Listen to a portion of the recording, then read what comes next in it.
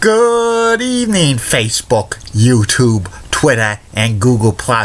This is Rich again, back for your second and final video blog of the night for Saturday, June 18th, 2016, around 8:03 in the evening, Billerica, Massachusetts. Sun's going to go down in about 20 minutes, and it was a perfect 10-day, low humidity, a little bit of a breeze. Tomorrow's going to be nice, and the temperature's going to creep up a little, but comfortable air. Monday and Tuesday will be sticky and hot and humid. Monday night's the first official day of summer, and the rest of the week, Wednesday through next weekend, look to be clear and comfortable. More perfect 10 weather days. Some news to report. The Boston Red Sox beat the Seattle Mariners by the score of 6-4 today. The first guest on Bill Simmons' Any Given Wednesday show, which is going to make its debut on HBO this Wednesday night, will be actor Ben Affleck, who's a big Red Sox fan, and Charles Barkley, Pro Basketball Hall of Famer, and on the NBA on TNT. Should be interesting.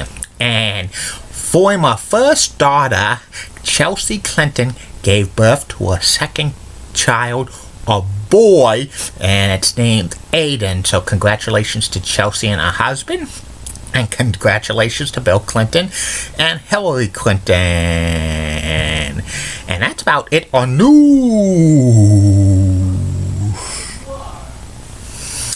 My third and final video blog subject of the night is my personality profile.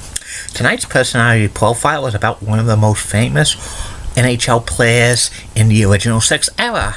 I'm talking about Ted Lindsay. Ted Lindsay was nicknamed Terrible. He was kind of a rough player, and he actually was one of the founding members of the NHL Players Association in 1957.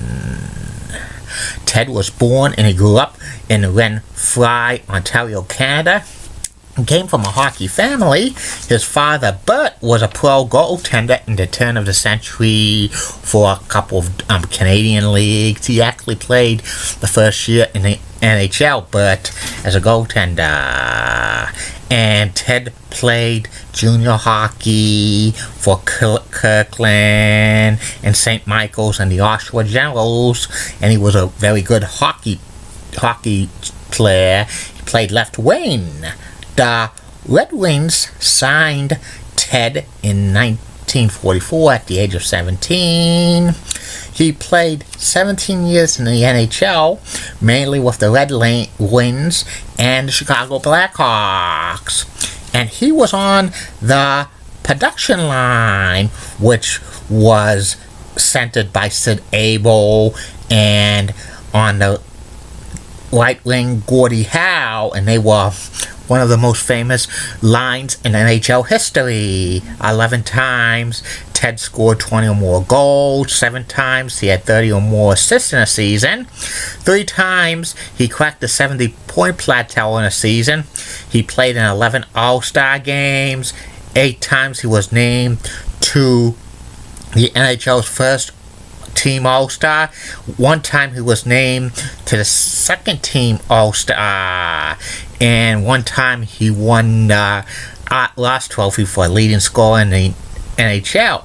He was nicknamed Terrible Ted because of his toughness and his rough play.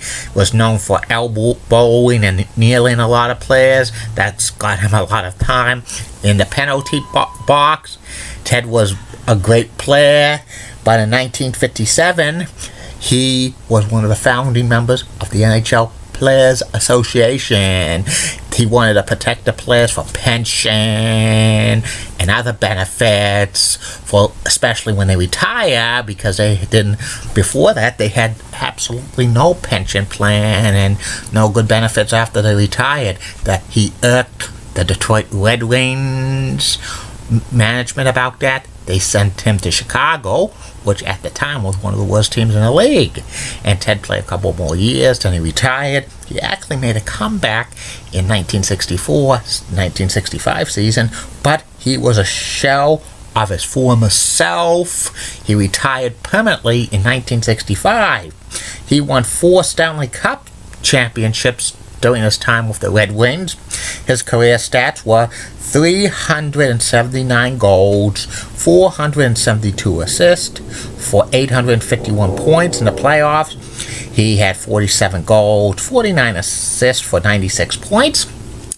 The 3-year waiving period for like him waiting for the Hall of Fame was waived. He was inducted into the Hockey Hall of Fame in 1966. During the 1960s and 70s, Ted became a hockey announcer for many years. Ted was actually the play-by-play announcer for the New York Rangers on WWOR Channel 9, and then from 1972 through 1975, Ted was on like NBC as a color man. He became general manager of the Red Wings in 1977, and he briefly coached the Red Wings during that time as well. The Red Wings were one of the worst teams in the National Hockey League during that time. He's an ambassador for the Red Wings. His number's retired by the Red Wings. He still is active today in the Red Wings Alumni Association, and his name is named for the NHL Players MVP. It used to be the Lester Pearson Award, but they renamed it to Ted Lindsay Award in 2010. And Ted's was a great hockey player, and he also was probably even greater for forming the NHL Players Association, so they could, have great benefits, great retirement plan, and other good stuff. And that's about it on Ted Lindsay. And that's about it on these video blogs: Facebook, YouTube, Twitter, and Google+. Tomorrow, only 2 more coming, because it's usually the weekend. Sometimes I do 2 only.